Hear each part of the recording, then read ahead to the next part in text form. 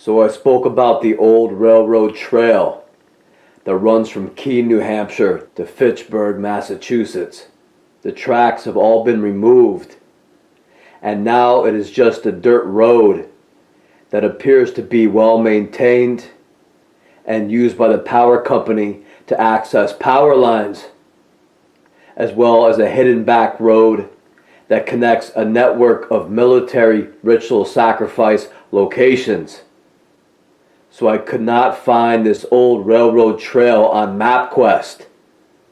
So I decided to walk down the old railroad trail and see where it went. And from Tent City and the Army Reserve Center in Keene, it went through Troy and Fitzwilliam. And this old railroad trail goes directly through areas where ritual sacrifices take place. The trail came out in Fitzwilliam on Old Turnpike Road, 200 or so feet from the old quarry area that I exposed in a video called Fitzwilliam Inbred Military Cult. There are several other locations that are suspicious, and I have a video series of those areas coming up. And for now, you can take a look at this map and see where all these locations are along this trail.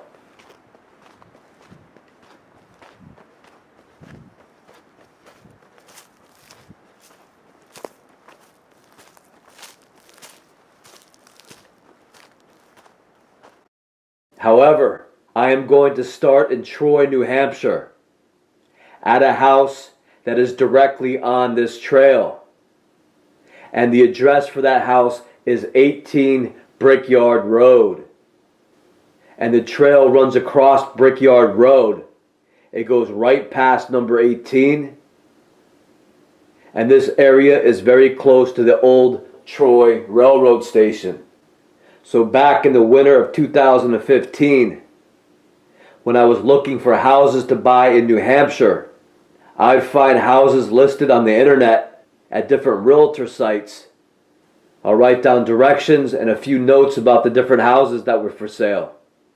And then I'll drive up to New Hampshire to look at about 20 or 30 houses. So back in the winter of 2015, I saw 18 Brickyard Road for sale on the internet. So I put it on the list to take a look at.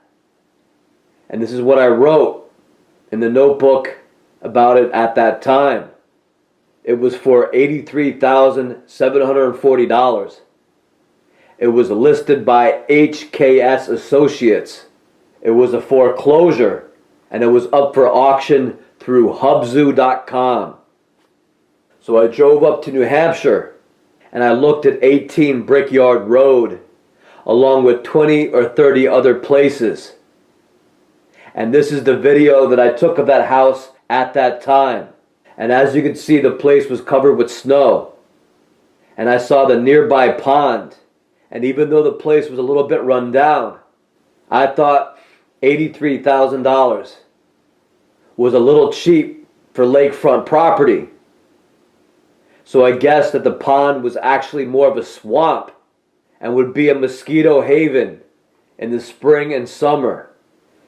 So I decided to skip over 18 Brickyard Road, and I forgot all about it until April of 2016, when I was walking along the trail to see where it went, and I walked right past 18 Brickyard Road. So this is the video taken in April of 2016.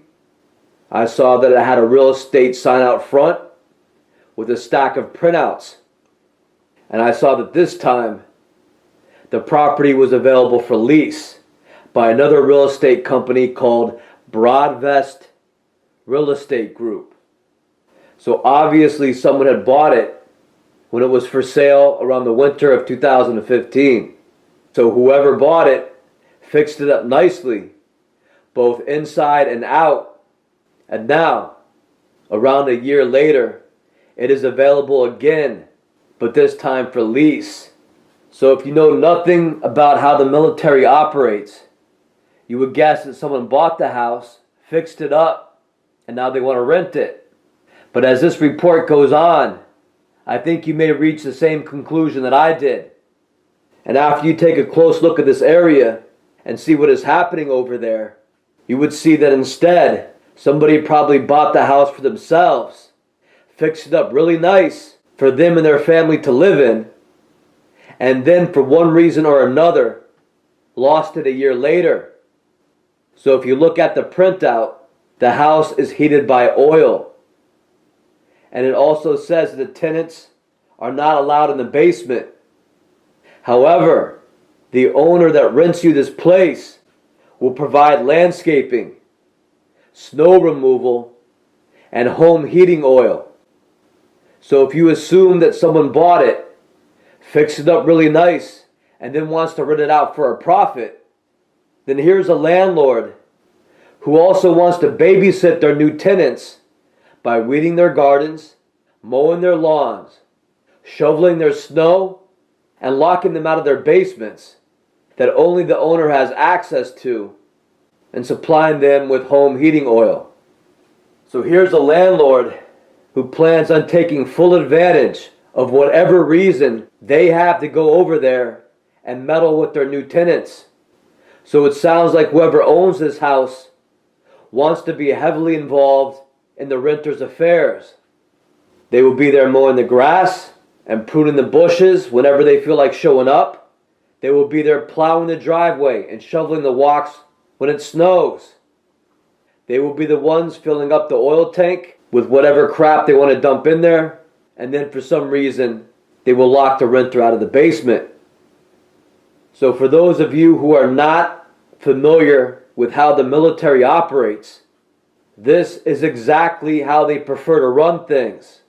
If the military has taken an interest in certain civilians, then they would want their people up in those civilians' faces all the time, micromanaging your life, controlling every facet of your life, and observing you as they subtly harass you and then torture you to death. This is all part of their rituals. So as fate would have it, 18 Brickyard Road was one of the places that was available to me when I was looking for houses to buy in New Hampshire. It was a little bit run down, but of course I would have fixed it up the same way I am fixing up my house now. And while I was fixing up the house that I live in now, the military was also busy dumping toxic chemicals into my home heating oil, among other things, to sicken and slowly kill me. So later, when I was gone, they could foreclose on me and buy back the remodeled house at a discount price. So let me spell it out for you. The military has moved into certain areas like Troy Depot, and due to this, most of the houses around the area are run down, to say the least. And you will see worse as this video goes on. So let's just use an example and say a young couple with their first child finds this place is old and a little run down. So this couple does not have much money, but 18 Brickyard Road sits right in the lake. And you can see it has promise if you just invested a little money and hard work. And for $83,000, the house is a steal. Or it is right in their price range for a lake house to rent. So the new renter or buyer focuses just on the lovely old house sitting on the water. And their only concerns are they going to get approved? Are they going to get the house? Or is someone else going to beat them to it? So the entire focus is just on the house. Then some time later, they hear that they have lucked out. They move in and begin to work hard fixing up their new house. They put in new electrical systems, a new kitchen, a new bathroom. They renovate all the rooms. They fix up the exterior of the house. And then the trap begins to unfold. For some reason, they begin feeling very tired and nervous all the time. All their neighbors appear like unfriendly, cold people in sunglasses who act kind of strange. They find that when they look out their front door, the view isn't too nice. And now that they feel like hell every day, they can't believe they didn't notice it before. The neighborhood is depressing and inhabited by people who look like losers, who don't care about where they live. Then one day the man is let go from his job for reasons like budget cuts. And when he and his wife try to find new jobs, they find that no one wants to hire them. And when they're having a really bad day and want to be left alone, a team of subnormal men in a beat-up pickup truck will pull in front of their house and begin waddling around their property. Why do they always manage to show up at the worst times? The man thinks. He decides to go out for a walk and passes by his cold, staring neighbors, robotically performing some mundane task, all the while staring at him as he walks past. What a cold, horrible town Troy is, the man thinks, and begins to wonder why this is. Then one night he wakes up in a wild panic. He feels like something is ripping into his skull and he's on the verge of a heart attack. He goes to the hospital and there they stare at him blankly and offer him a Motrin. Later it starts happening to his wife and they know something is not right with their new house, but nobody seems to care. They start getting paranoid and do not know who to turn to for help. Then one night the pain gets so bad they have to leave the house because sometimes they feel better when they do. The pain and terror is coursing through them as they walk down the street, trying to act normal, pushing the child in the carriage and going downtown for an errand.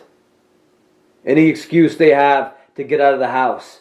Many cars begin to drive past them. A lot of traffic for such a small, isolated neighborhood. The drivers all seem to stare at them. Some smile knowingly. What do they want? The wife asks her husband. I don't know. I keep on getting the feeling that this has happened to them too. Suddenly the pain becomes almost unbearable, and the two feel on the verge of a heart attack. They can't face the public like this, and they decide to turn around and not go downtown. They don't want to appear crazy and get the police called on them or have their baby taken away. The pain gets worse and worse as they get closer to the house, and both feel on the verge of losing their senses.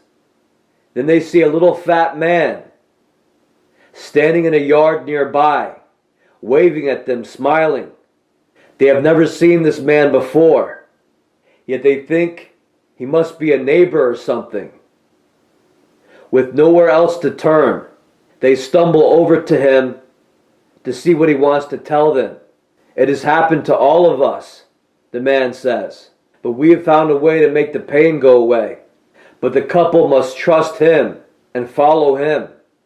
So they follow him to a nearby neighbor's house where others meet them. Then they all walk into a field behind the house where kids in masks begin to attack them. The couple and their child are tortured and killed, and then their families that live in other states are told that they were all killed in a car accident. The military controls the whole town of Troy, so everyone, from the neighbors to the police to the town hall to the real estate company, are all involved. The house is emptied out through an estate sale where the couple's belongings are sold to help pay for debts. The neighbors take what they want, while the rest of it is piled up and set on fire as the military circle around it on dirt bikes and shoot up microwaves, as you can see in the next video entitled Troy Depot Dead.